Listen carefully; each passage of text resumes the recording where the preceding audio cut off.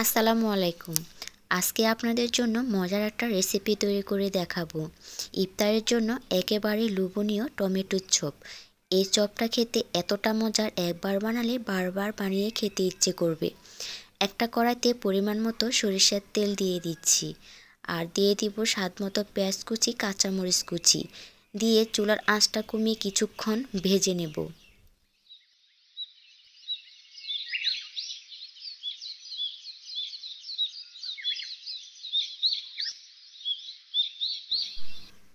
কিছুক্ষণ ভাজার পর স্বাদমতো লবণ, হাফ চামচ ভাজা জিরার গুঁড়া, হাফ চামচ গরম মশলার গুঁড়া, পরিমাণ মতো হলুদ গুঁড়া, হাফ চামচ মরিচ গুঁড়া দিয়ে ভালোভাবে তেলের সঙ্গে মিশিয়ে নেব।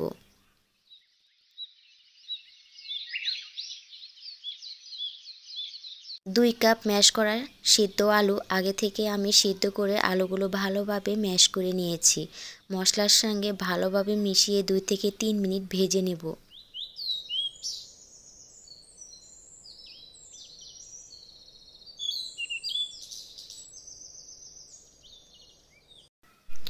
পরিমাণ মতো ধনিয়া পাতা দিয়ে ভালোভাবে মিশিয়ে নিচ্ছি।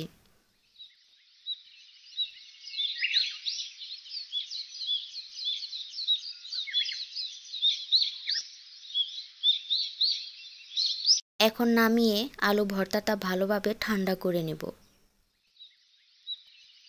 চপের জন্য গোলা তৈরি করে নেব। 1 কাপ বেসন আর হাফ কাপ চালের গুঁড়া নিয়ে নেব। দিয়ে দিব স্বাদ মতো লবণ, হাফ চামচ করে হলুদ গুঁড়া, মরিচ গুঁড়া, ধনিয়া গুঁড়া, হাফ চামচ ভাজা জিরার গুঁড়া। এখন সব কিছু ভালোভাবে মিশিয়ে নিচ্ছি।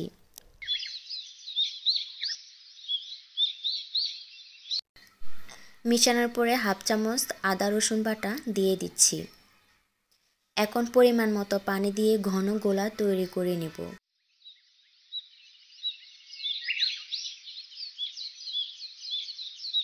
গোলাটা 3 থেকে 4 মিনিট ভালোভাবে ফেটিয়ে নেব, এতে করে চপটা অনেক বেশি ভালো হবে।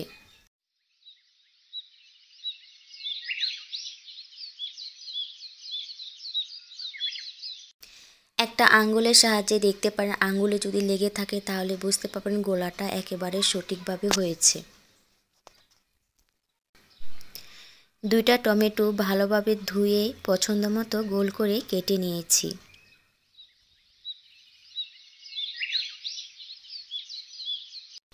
পরিমাণ মতো আলু ভর্তা নিয়ে মাছ বরাবর টমেটো স্লাইস দিয়ে আবারও আলু ভর্তা দিয়ে ভালোভাবে কাভার করে নেব।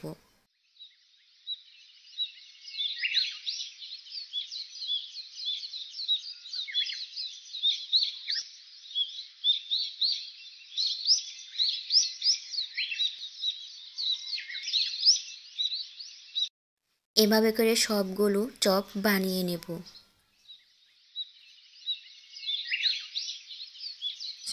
টমেটোর চপগুলো যখন বানানো হয়ে যাবে, গোলার মধ্যে দিয়ে চপটা ভালোভাবে কাভার করে নেব।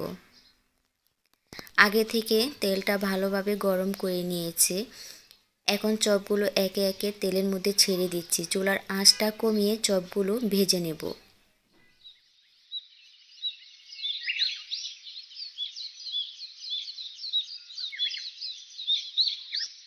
উল্টিয়ে পাল্টিয়ে 2 পাশ লাল লাল করে ক্রিস্পি করে ভেজে চপগুলো উঠিয়ে নেব।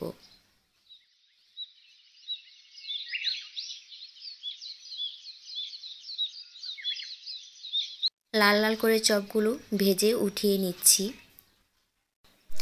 ইফতারের টেবিলে যদি থাকে টমেটোর চপ, একেবারে ভিন্ন স্বাদের রেসিপি, তাহলে কোনো কথাই নেই। ইফতারের টেবিল হয়ে থাকবে অনেক মজার ও লোভনীয় ইফতার। চেষ্টা করেছি ভিন্ন ধরনের রেসিপি দিয়ে আপনাদের সাথে শেয়ার করার জন্য।